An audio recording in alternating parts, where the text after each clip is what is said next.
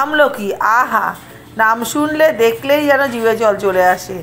সেই আমলকি দিয়ে বানিয়ে ফেলবো টেস্টি টেস্টি আচার। চলুন দেখবেন। এখানে নিয়ে নিয়েছি 500 আমলকি।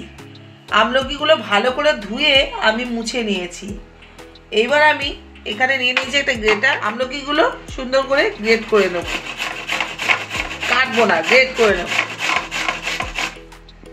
দানাটা যেন ঘষে না যায় সেই দিকে খেয়াল রেখে ঘুরিয়ে ঘুরিয়ে আমলকিগুলো গ্রেট করতে হবে।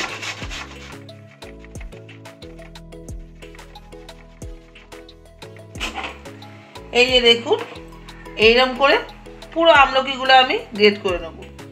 সবগুলো আমলকি আমি এইভাবে করে গ্রেট করে নিয়েছি। দেখুন জল নেই কিন্তু, একদম ঝরঝরে। এবার চলে যাব গ্যাসের কাছে। গ্যাসে আমি বসিয়ে দিয়েছি কড়াই। যেহেতু এখানে 500 আমলকি, আমি এখানে দিয়ে দেবো 250 চিনি, একটু জল। এটাকে আমি একটা শিরা বানিয়ে নেব।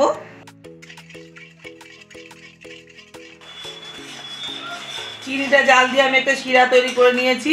এই দেখুন, এবার আমি আমলকিগুলোর মধ্যে দিয়ে দেবো।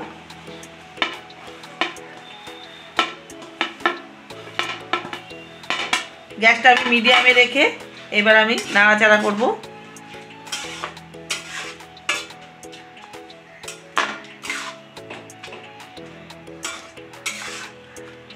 দিয়ে দেবো এতে স্বাদ মতো, এমনি নুন না, বিট নুন দেবো। বিট নুনের টেস্টটা খুব ভালো হয়। আর দেবো লঙ্কার গুঁড়ো, ঝাল মিষ্টি টেস্টটা ব্যালেন্স করার জন্য লঙ্কার গুঁড়ো দিয়ে দিলাম। এবার আমি গ্যাসটা মিডিয়ামে রেখে এটাকে ভালো করে জাল দেব।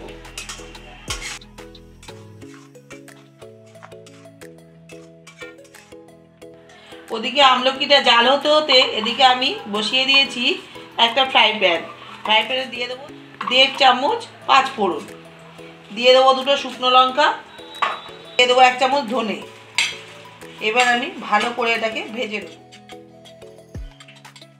ভালো করে ভাজা হয়ে গেছে। এবার এটাকে আমি ঠান্ডা করে মিক্সিতে পেস্ট করে নেব।